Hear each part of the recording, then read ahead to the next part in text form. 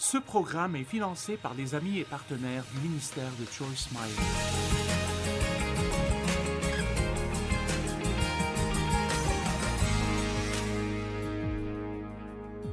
Nous devons comprendre que Dieu veut que nous vivions pleinement la vie qu'il nous a donnée. Et nous devons nous reposer. Et non seulement laisser notre corps se reposer, mais vous devez vous reposer intérieurement. Vous devez ne pas vous inquiéter tout le temps et ne pas toujours essayer de résoudre certains problèmes ou essayer d'expliquer tout ce que vous ne comprenez pas. Vous pouvez ne pas comprendre des choses et survivre parce que Dieu comprend, il sait. Amen. Donc ce truc de la culpabilité était vraiment difficile pour moi.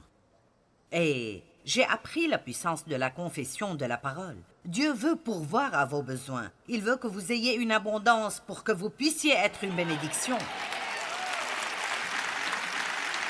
Je ne comprends pas pourquoi cette vieille religion morte veut que tous ceux qui sont chrétiens soient pauvres et fauchés et aillent dans le monde la tête baissée. Je veux dire, c'est diabolique. Ce n'est pas la volonté de Dieu. Je pourvoirai à tous vos besoins selon ma richesse avec gloire en Jésus-Christ. Donnez et il vous sera donné, une bonne mesure serrée et qui déborde. Apportez à la maison du trésor toutes les dîmes, et vous verrez si je n'ouvre pas pour vous les écluses des cieux, bénédictions en abondance. Maintenant, tout le monde n'a pas la même quantité, et je ne dis pas que tout le monde deviendra riche, mais que Dieu veut pourvoir à vos besoins. Amen. Juste cette façon de penser religieuse, elle m'énerve tellement parce qu'elle vole ce que Jésus est mort pour que son peuple ait. Vous pouvez jouir de votre vie et vous n'avez pas besoin de passer votre vie à vous sentir coupable et condamné pour chaque petite erreur que vous faites. La raison pour laquelle Jésus est venu est que nous sommes tellement pathétiques si nous sommes laissés tout seuls que nous ne ferons rien d'autre que des erreurs. Et vous pouvez être complètement sauvé et vous ferez toujours des erreurs. Parce que tant que vous avez une chair humaine, vous ne ferez pas tout comme il faut tout le temps. J'ai appris la puissance de confesser la parole de Dieu.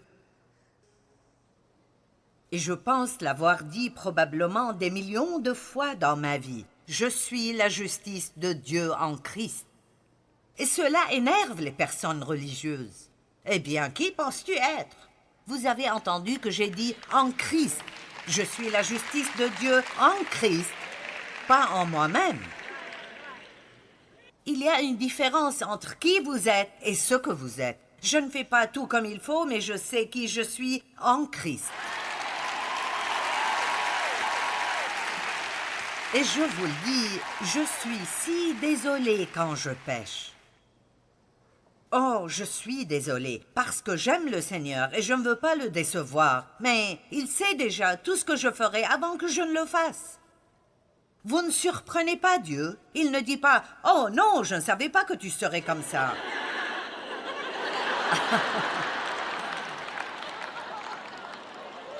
Nous disons « Oh, je parie que Dieu est si déçu. Il savait déjà ce que vous alliez faire. » Dieu regarde le cœur de l'homme.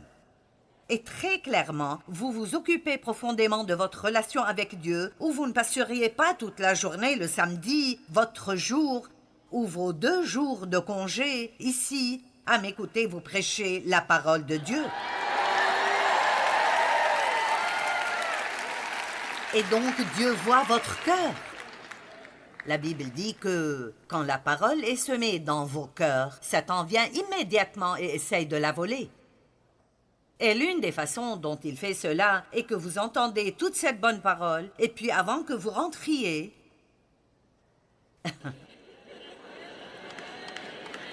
vous vous énervez contre quelqu'un dans le parking. Allez. Ou vous vous disputez avec quelqu'un à la table des ventes concernant qui aura la dernière série sur l'amour.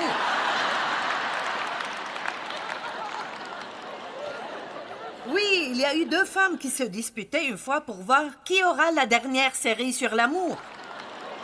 Je me suis dit, elles en ont besoin.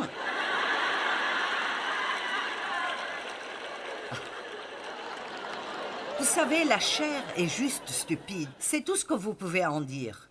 C'est tout ce que vous pouvez en tirer. Elle est stupide. Mais Dieu merci, nous avons la sagesse de Dieu à l'intérieur de nous. Je suis si reconnaissante pour la conviction du Saint-Esprit. Oh mon Dieu, je pouvais maltraiter les gens et ne pas même savoir que je le faisais. Eh bien, pas maintenant. Dès que j'ai juste un tout petit peu de mauvaise attitude ou un mauvais ton envers quelqu'un, c'est vraiment... Je le sais. Oh Dieu, je suis désolée. Et je dis à cette personne, je suis désolée. N'ayez jamais peur de dire « Eh, je suis désolée, j'avais tort ». Et ne faites pas d'excuses à ce sujet. Dites « j'avais tort ». Ça vous libère. Et ça leur dit beaucoup. Et donc, je confesserai, je suis la justice de Dieu en Christ, mise à part et rendue sainte par le sang de l'agneau. Toute arme forgée contre moi sera sans effet, et toute langue qui s'élèvera en justice contre toi, tu la condamneras. Et je vous donnerai une petite liste de choses. C'est un devoir que je vous donne. Vous devrez peut-être faire le vôtre parce que vous ne vous rappellerez plus cela. Pourquoi ne pas chaque jour dire à haute voix? Vous n'avez pas besoin de dire ces mots-là à quelqu'un parce qu'il ne comprendra pas. Mais ce sont les mots. Les mots ont de la puissance. Vous comprenez? Les mots ont de la puissance. Et plus vous les dites, plus vous commencez à les croire vous-même. Donc quand je dis « dites les mots », je ne parle pas de dire « je serai un millionnaire et le président de la compagnie ». Je parle de dire à propos de vous-même ce que Dieu dit de vous. Donc commençons avec « je suis aimée par Dieu »,« je suis Went »,« je suis talentueuse »,« je suis spéciale »,« je suis unique ». Je ne suis pas un accident. Dieu m'a créé de sa propre main. Je grandis spirituellement chaque jour. Chaque jour, je change de gloire en gloire. Je m'aime moi-même. Je m'aime moi-même. Je jouis de ma vie. Je marche dans la volonté de Dieu. Je suis totalement pardonné pour tous mes péchés. Dieu a un bon plan pour moi. Je vais faire quelque chose de grand dans ma vie. Combien pensez-vous que cela... Sérieusement, combien pensez-vous que cela commencerait à vous changer?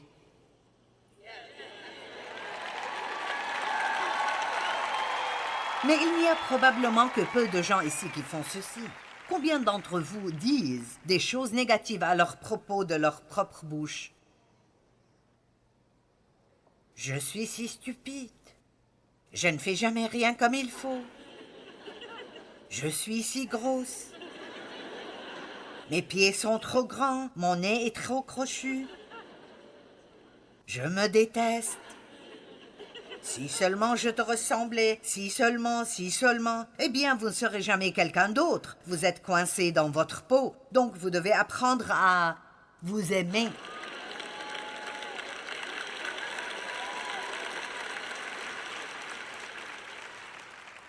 Pouvez-vous imaginer combien votre vie changerait si vous commencez vraiment à aimer qui vous êtes?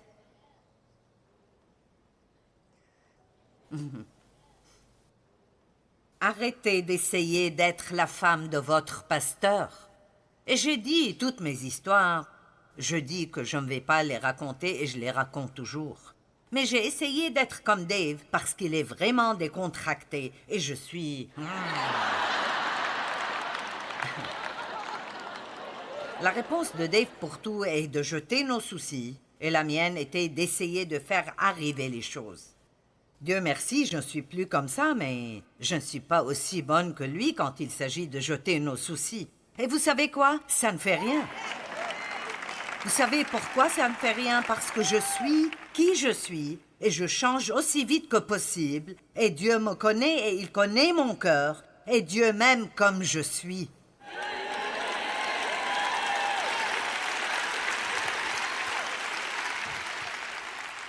Et pour être honnête, c'est ce qu'est le véritable amour. Quand vous acceptez une personne là où elle est, parce que vous croyez qu'elle fait de son mieux pour l'endroit où elle est maintenant. C'est ce que j'adore chez Dave, c'est qu'il aime ma personnalité fougueuse. Parfois, je dirais, j'ai besoin de changer ceci. Il dit, oh non, ne le fais pas. Il dit que je suis son amusement.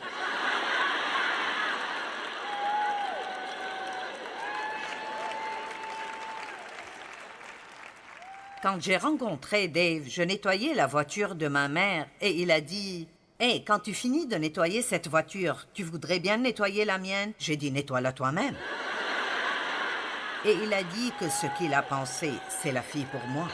Donc,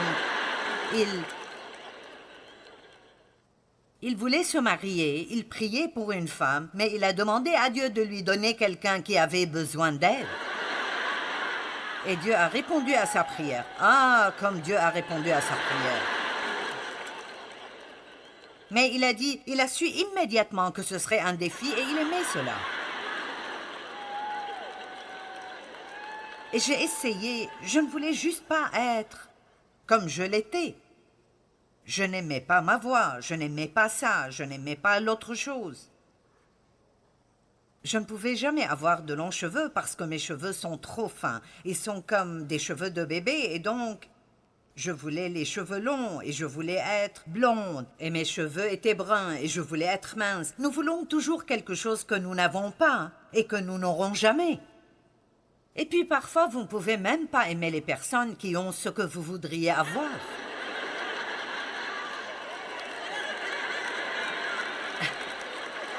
Allez, combien d'entre vous détestent les personnes minces? N'aimez-vous pas quand une personne mince dit « Oh, il est 5 heures et j'ai oublié de manger. » Je pourrais oublier mes enfants quelque part, mais je n'oublie pas de manger.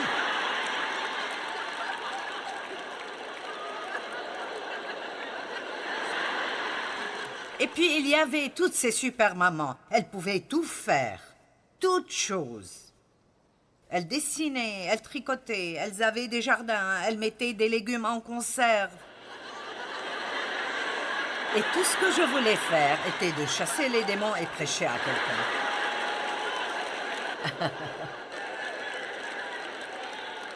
Allez. Et je vous dirai quoi?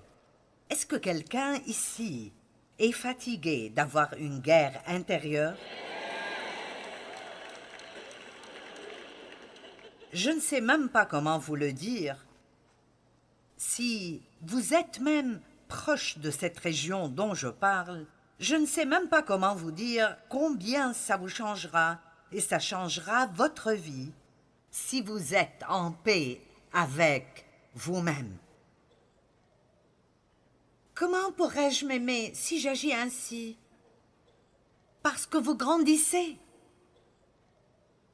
Vous grandissez et vous changez. Matthieu 5, 48, la Bible amplifiée dit « Vous devez donc être parfaits ». Et c'est une écriture effrayante.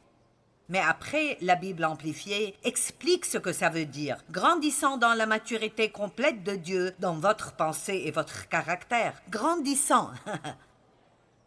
Pas arrivé à, mais grandissant.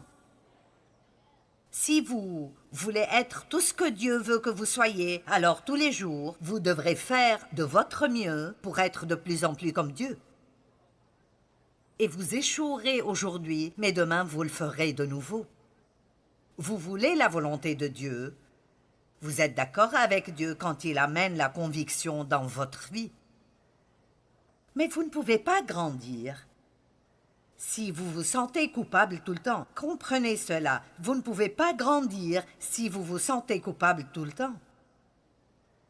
Paul a dit qu'il courait vers la perfection, mais qu'il faisait toujours des erreurs. L'apôtre Paul. Philippiens 3, 10 à 14, afin de connaître Christ et la puissance de sa résurrection et la communion de ses souffrances, en devenant conforme à lui dans sa mort. Oui, il dit que si vous voulez être comme Christ, vous devrez passer par une sorte de souffrance.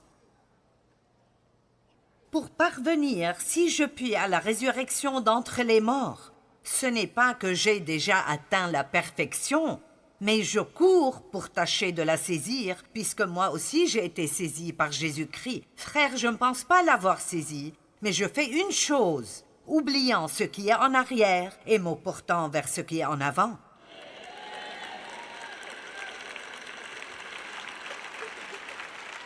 Il a payé pour vos péchés. Vous n'avez pas besoin de payer. Tout ce que vous devez faire est de croire. Repentez-vous et croyez ce que la parole de Dieu dit. Recevez-le et continuez à vous battre pour le prochain niveau de croissance. Vous allez grandir.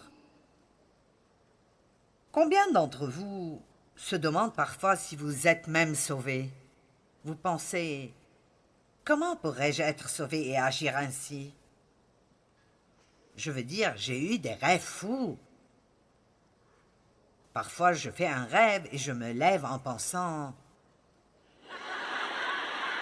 suis-je vraiment une chrétienne?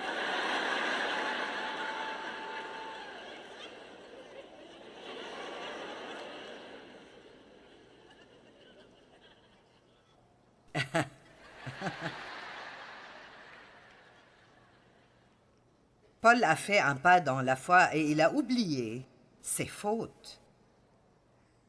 Laissez-moi vous lire quelque chose que je pense que vous aimerez. L'histoire de la culpabilisation. Je ne comptais pas faire un voyage dans cette période de l'année, mais je me suis retrouvée en train de faire mes bagages. Le voyage serait désagréable et je le savais. Rien de bon n'en sortirait. Je parle de la culpabilisation. J'ai des tickets pour y aller, si seulement j'avais des agences. C'était un voyage extrêmement court. J'ai pris mes bagages et j'ai choisi de les porter moi-même tout le chemin. Ils étaient alourdis par des millions de souvenirs. Personne ne m'a accueilli quand je suis arrivée à la cité du regret. La cité est internationale parce que des gens du monde entier y viennent. Et comme j'entrais au dernier hôtel de la ville, j'ai remarqué qu'ils allaient avoir la fête annuelle de l'apitoiement sur soi. Je n'allais pas manquer cette grande occasion sociale, parce que beaucoup des citoyens de cette ville seraient présents. Il y a la famille des faits. Les auraient dû faire, auraient fait, pourraient avoir fait. Et ensuite vient la famille des j'avais. Et le clan de si seulement j'avais. Bien sûr, les opportunités étaient présentes, manquées et perdues. Mais la plus grande famille est celle d'hier. Il y en a beaucoup trop pour compter, mais chacun a une histoire triste à partager. Les rêves brisés feraient sûrement une apparition. Et c'est leur faute, nous régaleraient avec des excuses concernant pourquoi les choses n'ont pas marché. Et chaque histoire serait applaudie par les « ne me blâmez pas » et les « je ne pouvais rien faire ».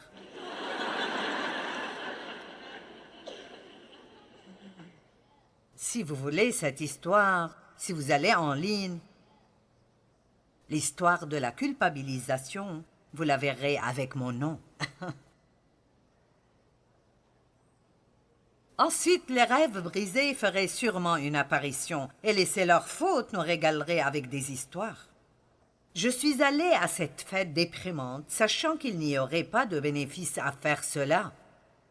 Et je suis devenue très déprimée.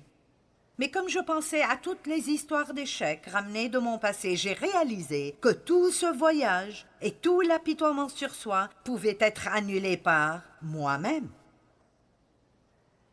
J'ai réalisé que je n'avais pas besoin d'être là. Je n'ai pas besoin d'être déprimée. Une chose continuait à venir à mon esprit, je ne peux pas changer le passé, mais j'ai le pouvoir de faire d'aujourd'hui un très beau jour.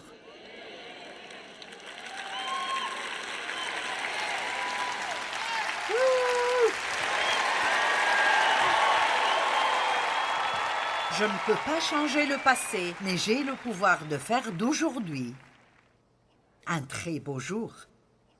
Je peux être heureuse, joyeuse, accomplie, encouragée et encourageante.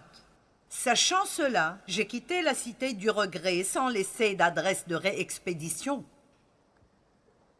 Suis-je désolée pour les erreurs du passé? Oui. Mais il n'y a pas de façon physique de les effacer.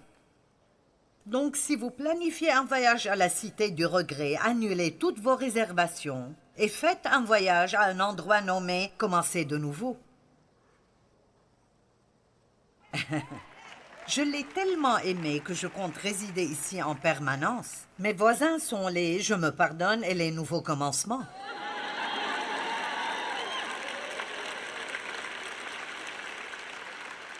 Et vous n'avez pas besoin de porter vos bagages lourds là-bas parce que le poids est enlevé de sur vos épaules à l'arrivée. Recherchez cette nouvelle cité parce que vous pouvez la trouver. Elle est dans votre propre cœur. Et quand vous arrivez là-bas, rendez-moi visite. Je vis à la rue de Je peux le faire.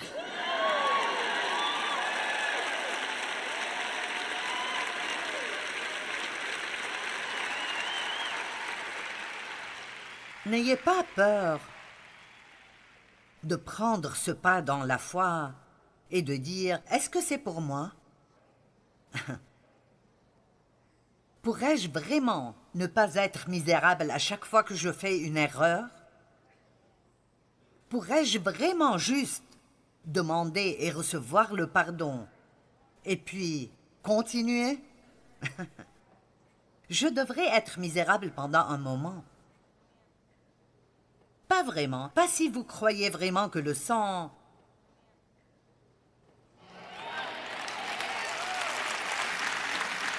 Vous voyez, dans l'Ancienne Alliance, le péché ne pouvait qu'être couvert. Et quand quelque chose est couvert, quelque chose de moche est couvert, vous savez toujours qu'il est là. Donc ça va toujours vous tourmenter. Et vous avez peur que quelqu'un le découvre. Mais dans la Nouvelle Alliance, le péché n'est plus couvert. Il est enlevé. Votre péché est lavé complètement. Il part sans résidu.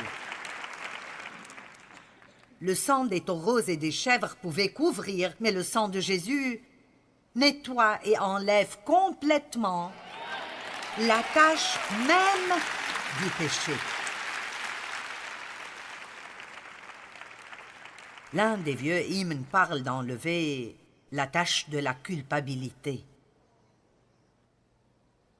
J'espère que vous comprenez ceci.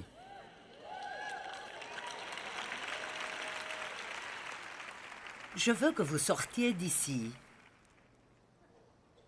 avec une nouvelle attitude. Je sais que j'ai des défauts, je sais que je fais des erreurs et que je ferai des erreurs. Mais j'aime Dieu et il m'aime. Et j'aurai une bonne relation avec moi-même. Je jouirai du temps que je passe avec moi-même. Et plus vous vous aimez, plus d'autres personnes vous aimeront. Amen. Et ce sera vraiment agréable d'être en votre compagnie. Les matures spirituellement ne perdent pas leur temps à se sentir coupables pour chaque erreur qu'ils font.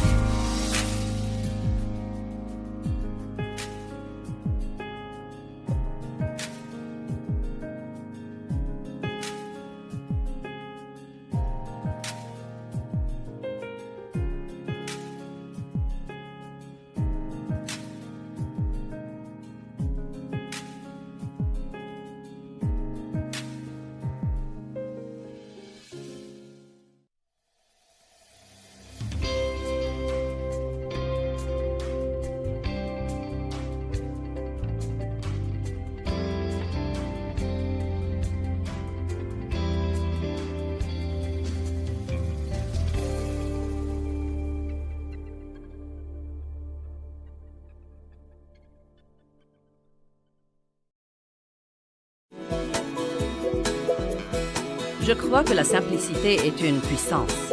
Je veux vous parler aujourd'hui de simplifier votre vie de prière et de vous simplifier la vie pour que vous puissiez jouir davantage des choses.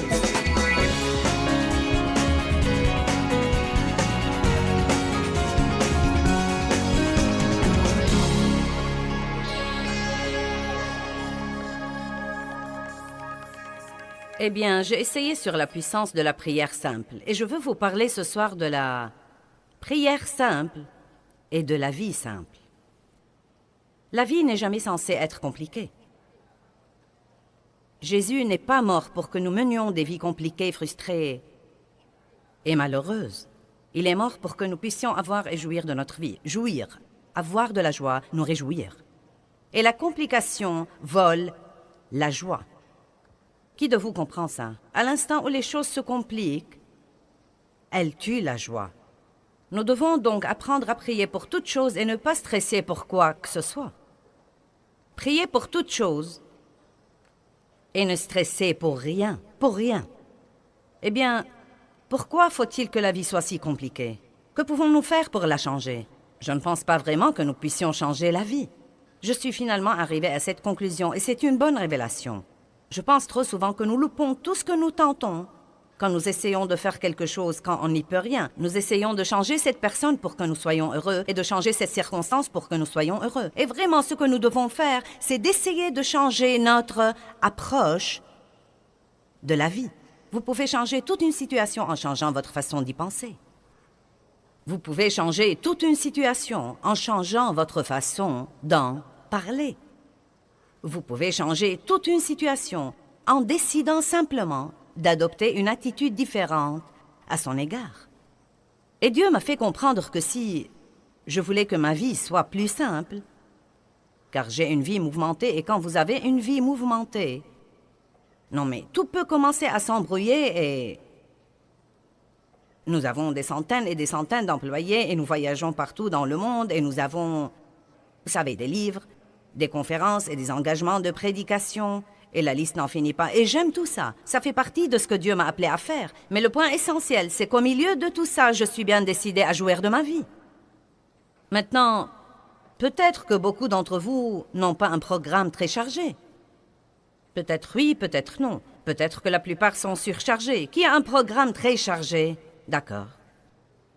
Eh bien, c'est parfois difficile au milieu de tout ça de sentir que vous pouvez profiter de la vie ou de dire que votre vie est assez simple et facile à gérer. Ou que vous soyez bien décidé à ne pas être frustré tout le temps et exaspéré tout le temps. Ou que vous soyez bien décidé à ce que votre vie ne passe pas dans une sorte de brouillard. Ou que vous soyez bien décidé à être non seulement actif, mais encore productif.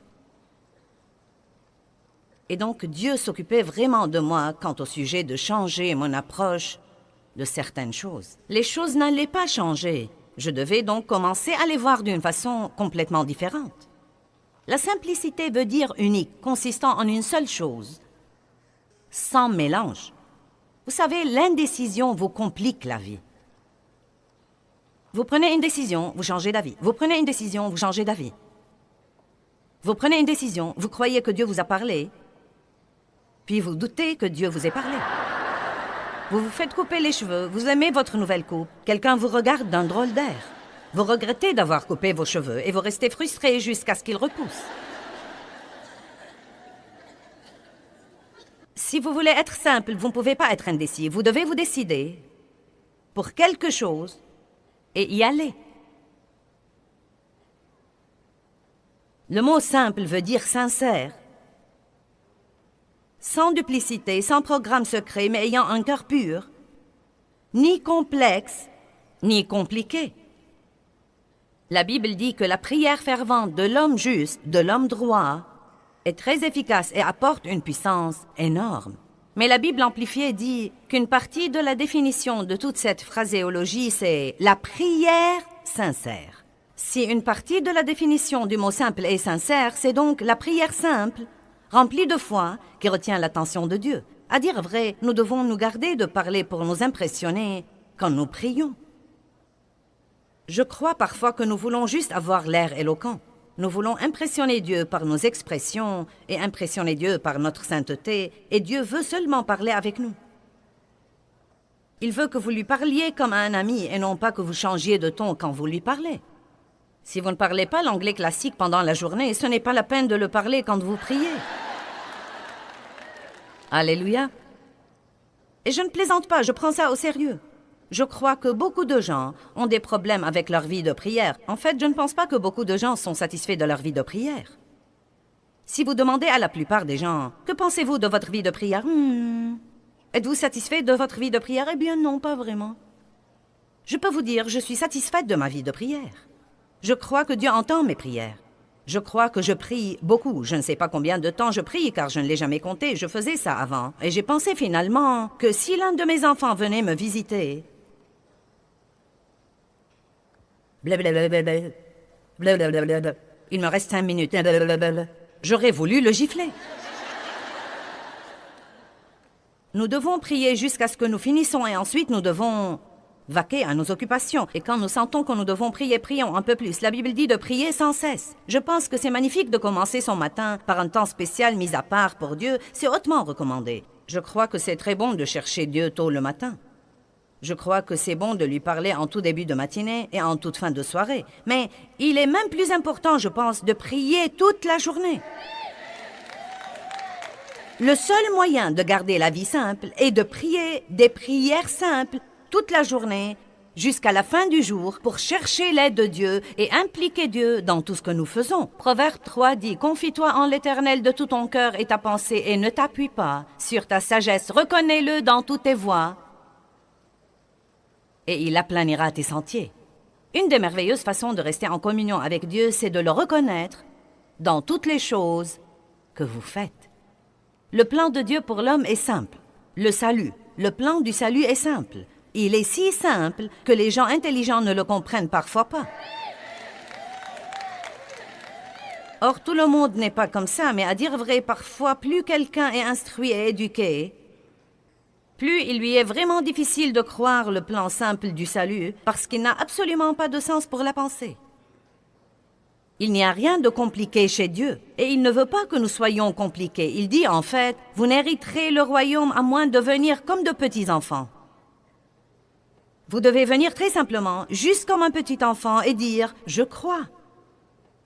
Je crois. » Une des raisons pour lesquelles la vie est si compliquée, c'est que nous ne croyons pas tout simplement. Nous devons croire tout simplement. Hébreux 4 dit « Si nous croyons, nous entrerons dans le repos de Dieu. » Croyez et dites « Je crois. » Nous devons nous exercer à croire. Eh bien, prenez la décision de changer votre approche de la vie. Vous pouvez prendre des décisions. Si quelqu'un me blesse, j'y passerai outre.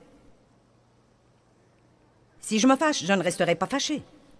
Une nuit où Dave et moi nous étions disputés, nous ne nous disputons plus autant qu'avant, mais nous nous disputions tout le temps il y a des années. Et je suppose que j'ai été pour beaucoup. Dave était un type très paisible. Nous nous disputions pour quelque chose et je m'étais mise en colère.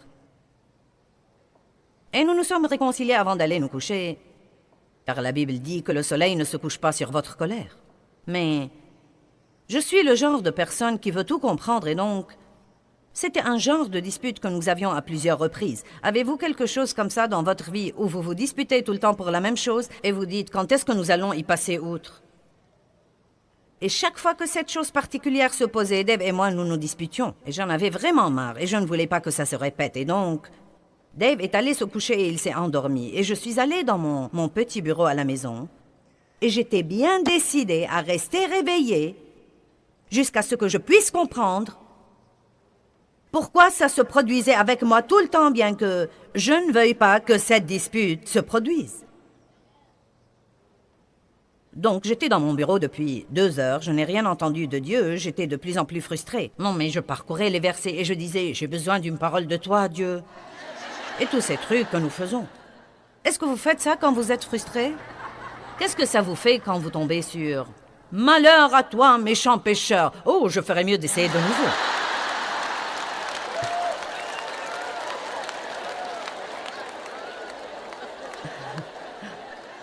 sommes tous si drôles. Nous voulons que Dieu nous parle comme ça. Ce qu'il y a de drôle, c'est que parfois, quand vous êtes nouveau dans la foi, il vous parlera comme ça. Mais ça ne va pas durer pour toujours, car tôt ou tard, il veut que vous connaissiez ce qu'il y a là-dedans et ne pas tomber sur une page surnaturellement. Mais quel que soit votre problème, vous saurez la réponse car vous l'aurez dans votre cœur. Et donc, rien ne marchait pour moi cette nuit-là et j'étais de plus en plus frustrée. Et je suis allée à la salle de bain qui était dans notre chambre et je suis passée à côté de Dave.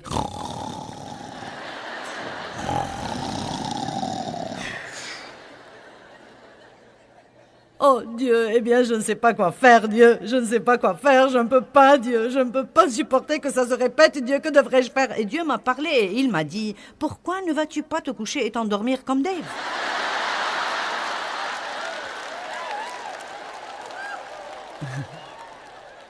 Vous voyez, ça aurait pu être aussi simple que ça. Est-ce que quelqu'un m'entend ce soir? Ça aurait été aussi simple que ça. J'aurais pu prier une prière simple. Dieu, je ne veux pas que ça se répète. Je sais qu'il y a quelque chose qui se passe ici que nous ne voyons pas. Nous nous mettons tout le temps dans cette même situation. Si c'est de moi, montre-moi. Si c'est de lui, montre-lui. Quoi qu'il en soit, Dieu, montre-nous la réponse. Je me décharge de mes soucis sur toi. Va te coucher et va dormir. Très simplement. Ah oh non. Non, non, non, non.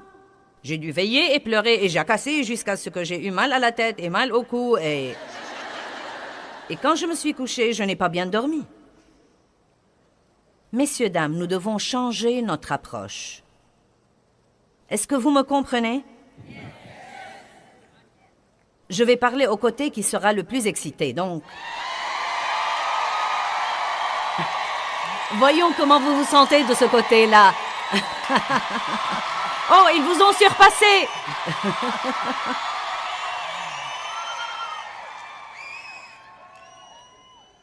Vous savez, je veux vraiment m'assurer que vous saisissiez ce que je dis. Comme quoi, la vie ne va probablement pas changer. Et je ne veux pas être négative quand je dis ça, mais il y a de fortes chances qu'elle va empirer. Pourquoi? À cause de l'état des choses dans le monde aujourd'hui. Non, mais si vous repensez aux 20 ans passés, les choses ont empiré. Et comme je l'ai dit, je n'essaye pas d'être critique ou d'être négative, mais je ne crois pas du tout que nous devons craindre ça, ou même nous en soucier, car je crois de tout mon cœur que tant que nous abordons la vie avec foi, en croyant Dieu, en nous fiant à Dieu, en sachant comment prier pour toute chose, indépendamment de ce que fait la vie, rien ne doit nous toucher et nous affecter. Pas étonnant que l'apôtre Paul ait prié et ait dit, la Bible dit que son but déterminé était de le connaître et la puissance de sa résurrection qui ressuscite l'homme d'entre les morts même pendant qu'il est dans le corps. Que dit-il vraiment? Je suis bien décidé à faire la connaissance de Dieu de telle façon que quoi qu'il arrive autour de moi, je serai élevé au-dessus du problème. Maintenant, c'est vraiment le privilège du croyant, comme quoi qu'il arrive, il ne laisse pas les circonstances le toucher ou l'affecter. Et si vous ne les laissez pas vous toucher, elles n'auront aucune autorité sur vous.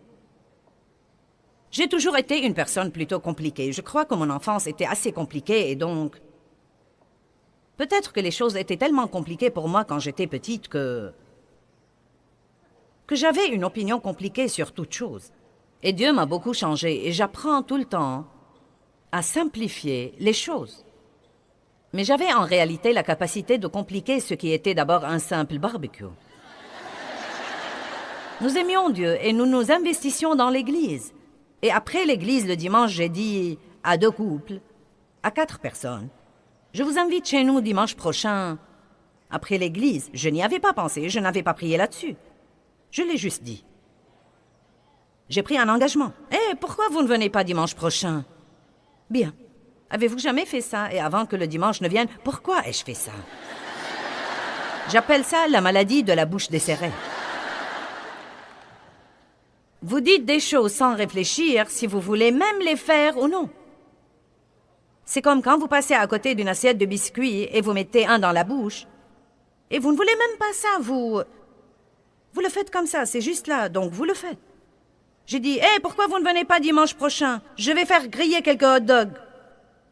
Nous ouvrirons des boîtes de jambon et de haricots et nous achèterons des chips et nous passerons un temps ensemble. Les enfants jouent dans le jardin et nous pouvons jouer aux cartes ou jouer, vous savez, au fer, à cheval ou n'importe quoi d'autre. Eh bien, ça semblait beau, n'est-ce pas? J'aurais probablement aimé ça. Mais j'avais une semaine pour me préparer pour ça.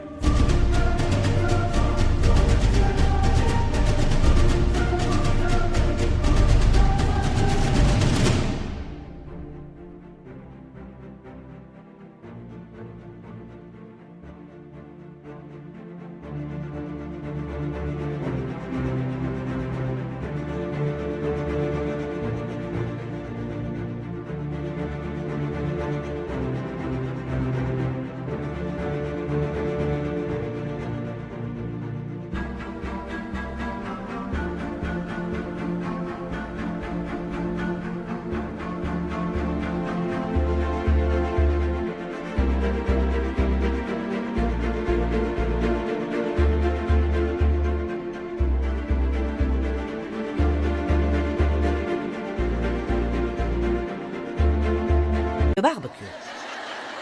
Et vous savez quoi? En une semaine, le barbecue s'est transformé en un vrai cauchemar. Car pendant ces 7 jours, les hot dogs sont devenus des beefsteaks que je n'avais pas les moyens d'acheter. Les 4 personnes sont devenues 32 personnes. Car j'ai pensé à tous ceux que je n'avais pas invités, qui sauront sûrement que je ne les ai pas invités et qui seront certainement blessés et offensés ou même fâchés. Et donc, j'avais maintenant cette réception énorme. Je devais nettoyer toute la maison. À l'époque, nous devions cirer le parquet et les planchers de bois dur. Nous devions les polir tout le temps. Et donc, j'ai dû cirer le parquet, polir les planchers de bois dur, nettoyer la maison. Et vers le milieu de la semaine, je me suis fâchée contre Dave parce qu'il ne m'aidait pas à préparer cette réception énorme que nous allions donner, que j'avais moi-même commencé et dans laquelle il ne voulait rien avoir. Et puis, j'ai voulu qu'il peigne le fond du barbecue et qu'il aille à la pépinière pour acheter des fleurs et planter des fleurs et acheter de nouveaux meubles de jardin, car maintenant, je voulais impressionner tout le monde. Et quand les invités sont arrivés, je ne sentais même pas que je les aimais et je ne voulais pas, en fait, qu'ils soient chez moi. J'étais furieuse contre tout ce groupe pour être venu. Et Dave et moi, nous ne nous parlions pas. Et j'avais hâte de les voir partir. Et j'étais maniaque en matière de propreté. Et tout le temps qu'ils étaient là, je nettoyais sous leurs pieds, je balayais le plancher pendant qu'ils mangeaient. Et quand ils posaient leur tasse, je ne me fichais pas mal de ce qui en restait, je les prenais. Maintenant, vous riez parce que vous vous reconnaissez.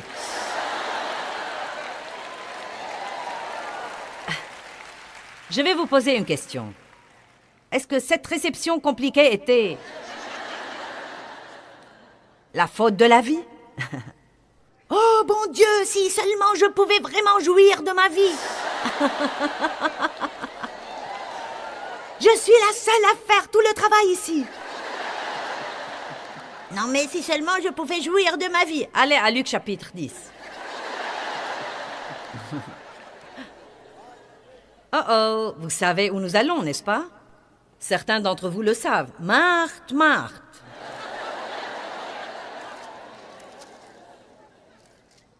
La même chose se passe dans ce chapitre. Luc chapitre 10, verset 38. Et il arriva, comme ils étaient en chemin, que Jésus entra dans un village. Et une femme nommée Marthe le reçut et l'accueillit dans sa maison. Et elle avait une sœur nommée Marie, qui s'étant assise aux pieds de Jésus, écoutait sa parole. Et Marthe, excessivement occupée et trop prise, était distraite par beaucoup de services. Et étant venue à Jésus, elle dit, « Seigneur, tu ne te soucies pas de ce que ma sœur me laisse toute seule à servir? Dis-lui donc de m'aider. Que de fois ai-je prié Dieu, pourquoi ne demandes-tu pas à cet homme de m'aider un peu? Ce n'est pas juste qu'il regarde le football pendant que je fais le travail. Ce n'est pas juste qu'il aille aux entraînements et frappe les balles de golf pendant que je fais le travail moi-même. Je suis la seule. Pourquoi suis-je la seule à travailler ici dans cette maison? Eh bien, mon nom aurait pu être Marthe à l'époque. Vous savez ce qui arrive aux gens qui ne savent pas mener une vie simple et qui créent des désordres? Ils se fâchent toujours contre les autres qui jouissent vraiment de leur vie et qui veulent mener une vie simple. Et je suis maintenant contente que Dave ne m'ait pas permis de ravir sa joie, car sa stabilité est finalement devenue un témoignage pour moi, et je désirais ardemment la paix que j'ai vue dans sa vie. Nous ne sommes pas obligés de mener les vies compliquées que nous menons, et je suis toujours beaucoup plus que lui. Je commence toujours quelque chose, et j'élabore quelque chose, et j'organise quelque chose, et je fais démarrer quelque chose. Et Dave se lève tous les jours et passe une bonne journée. Mais je pourrais vous dire ce que je ferai jeudi prochain à 8 heures du matin. Une partie de ça est vraiment de moi, et une partie de ça est le don de Dieu dans ma vie, et c'est très bien. Mais j'ai finalement appris. Bon sang, vous savez quoi? Je ne prends plus autant d'engagements qu'avant parce que j'ai découvert que quand le moment venait, je ne voulais pas les exécuter. Et c'est très facile, en fait, de prendre trop d'engagements, puis de nous plaindre de nos programmes tout le temps. Et l'essentiel, c'est que si vous n'aimez pas votre programme, changez-le. C'est vous qui l'avez fait, et vous seul pouvez faire quelque chose à ce sujet. Allez maintenant, je prêche bien. Vous feriez aussi bien d'applaudir et de crier. Je me suis épuisée en surchargeant mon programme, en faisant des choses que je n'étais pas obligée de faire. Je vais répéter.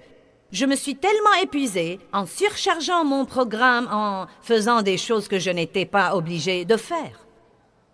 Quelqu'un peut dire amen à ça? Nous nous épuisons en surchargeant nos programmes, en faisant des choses que nous faisons pour les mauvaises raisons ou que nous ne sommes même pas obligés de les faire à l'origine. Puis-je vous donner une révélation? Vous n'êtes pas du tout obligés de vous impliquer dans tout ce qui se passe. Ah! Je ne le savais pas. Et puis j'en voulais à Dave de ne pas m'aider à alléger la pression que j'avais moi-même créée. Le résultat était une semaine malheureuse. La solution, ne plus donner des réceptions, ou apprendre à simplifier mon approche. Bien. Comment pouvons-nous nous simplifier la vie? Quelles sont les choses à faire pour simplifier la vie? Eh bien, numéro 1, vous pouvez désencombrer. Désencombrer votre vie. Vous dites, qu'est-ce que ça a à voir avec la prière? Je crois que vous devez prier que Dieu vous donne le courage de vous débarrasser.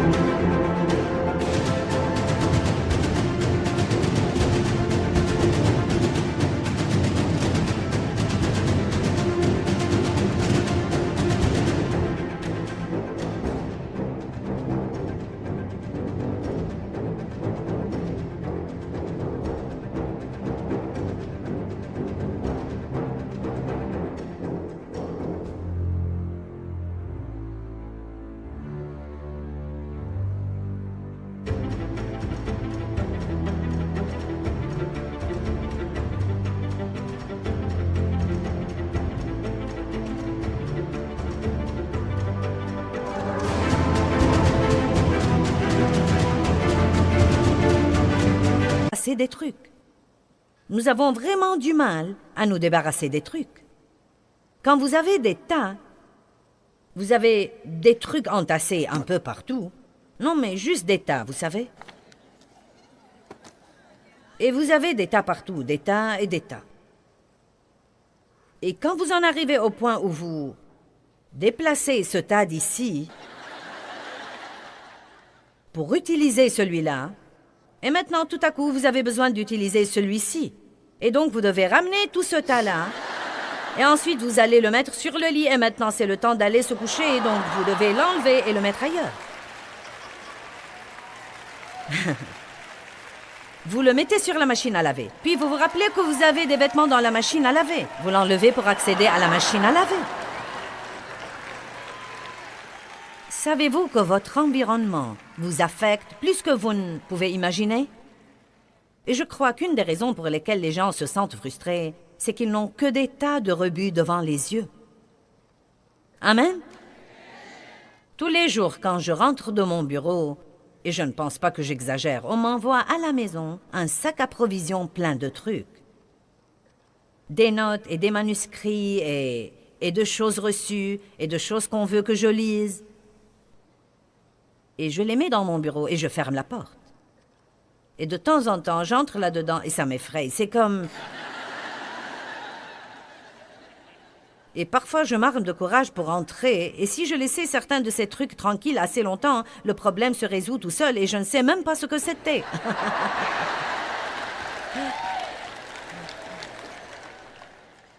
Gardez votre environnement organisé et dégagé. Priez que Dieu vous donne le courage de donner des trucs. Et priez que Dieu vous donne le courage de jeter des trucs. Si tout ce que vous faites, c'est de les déplacer d'un endroit à l'autre, c'est que vous n'en avez pas besoin. Une autre chose que vous pouvez faire pour vous simplifier la vie, c'est de prier Dieu de vous aider à discerner entre les choses dont vous devez vous occuper et celles que vous devez laisser tranquilles. Ne vous faites pas des taupinières des montagnes. Ce n'est pas la peine de corriger vos enfants chaque fois qu'ils font une erreur. Ce n'est pas la peine de le leur signaler chaque fois que quelqu'un dans la maison laisse quelque chose dehors et ne le range pas.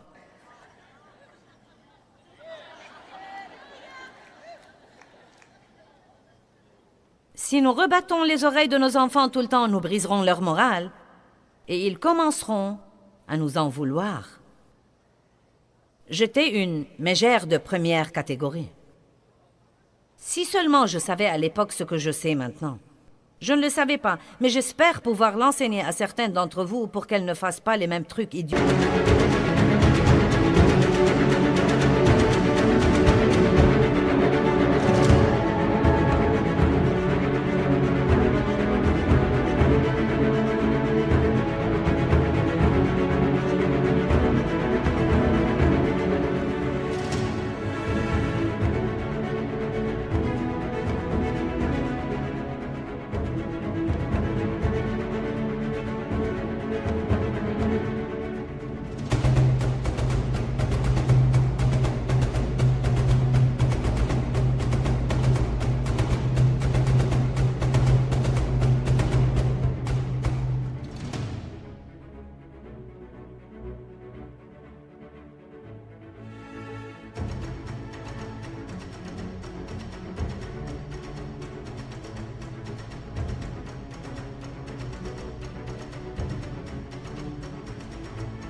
Que j'ai fait.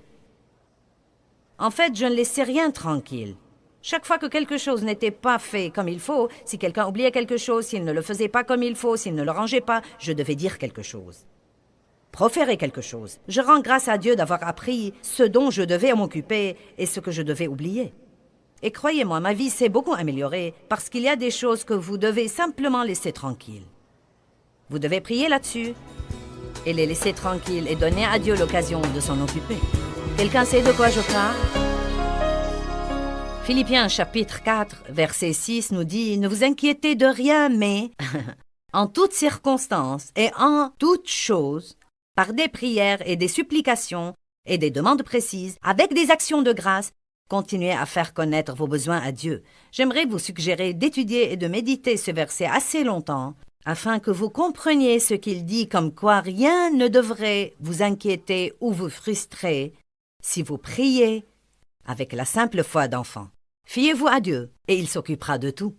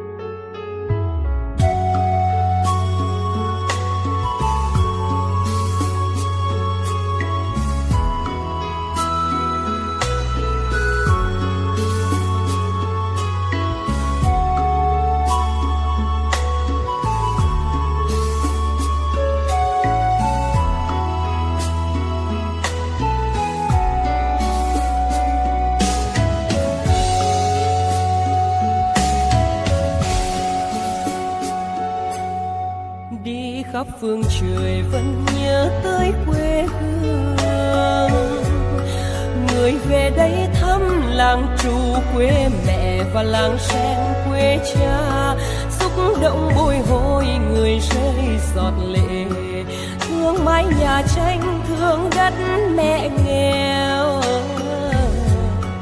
đi suốt cuộc đời mới được thăm.